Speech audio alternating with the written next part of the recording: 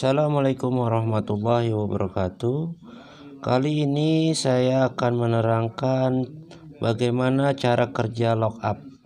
Sebelum kita membicarakan lockup, maka kita sedikit refresh atau mengingat kembali mengenai kopling.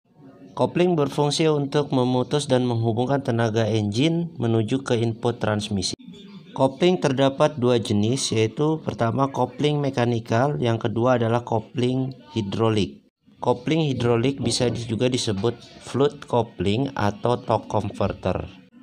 Pada haul truck dilengkapi dengan dua kopling hidrolik atau bisa disebut juga atau lebih dikenal dengan torque converter.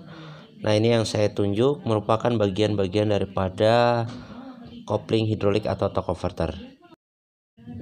Dan kopling mekanikal yang disebut atau dikenal sebagai lockup.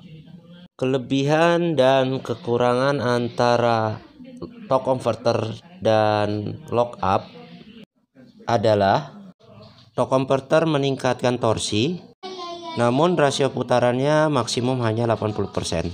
Di sini adalah rasio putaran antara impeller dan turbin.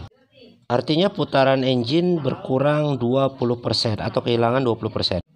Kalau lockup tidak mampu meningkatkan torsi, tapi mampu meneruskan putaran sebesar 100% menuju input transmisi. Kapan haul truck menggunakan torque converter dan kapan menggunakan lockup? Torque converter digunakan atau aktif saat beban berat. Yang kedua, pada saat speed 1 mulai bergerak sampai RPM di 1700. Yang ketiga, pada saat perpindahan kecepatan. Yang keempat adalah pada saat stall engine.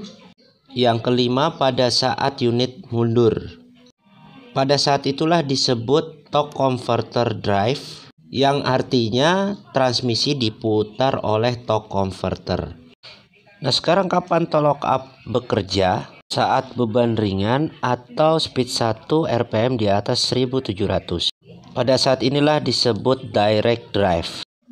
Artinya putaran input transmisi langsung diputar oleh lockup.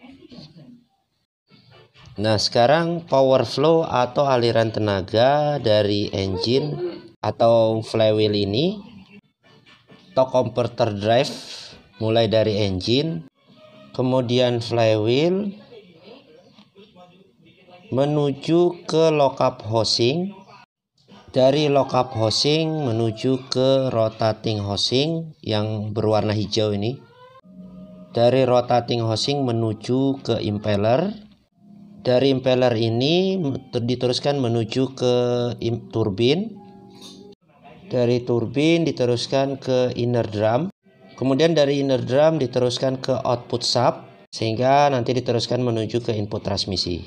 Nah, sekarang kita akan membahas power flow untuk direct drive.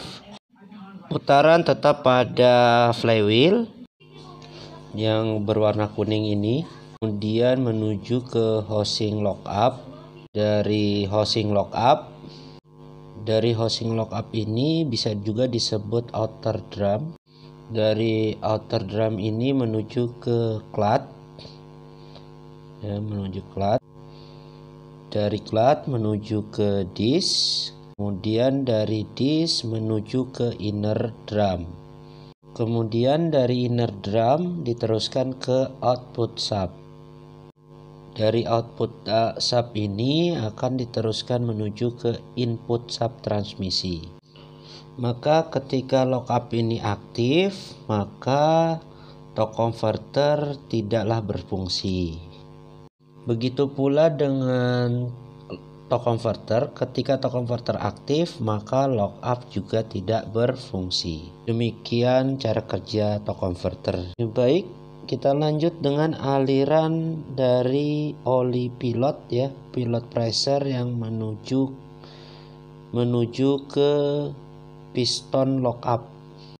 Oil pressure dari lockup valve itu akan didistribusikan menuju ke distributor, yang kemudian dialirkan melalui output sub torque converter yang mana ada orifice atau lubang situ jalur menuju ke lock up piston.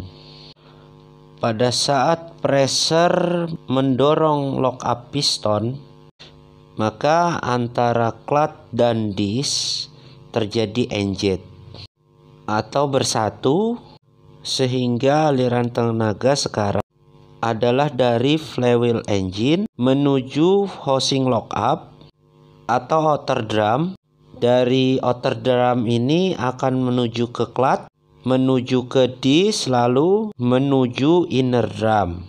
Karena clut berspline dengan outer drum dan disk berspline dengan inner drum, berikutnya tenaga dari inner drum akan disalurkan menuju ke output shaft.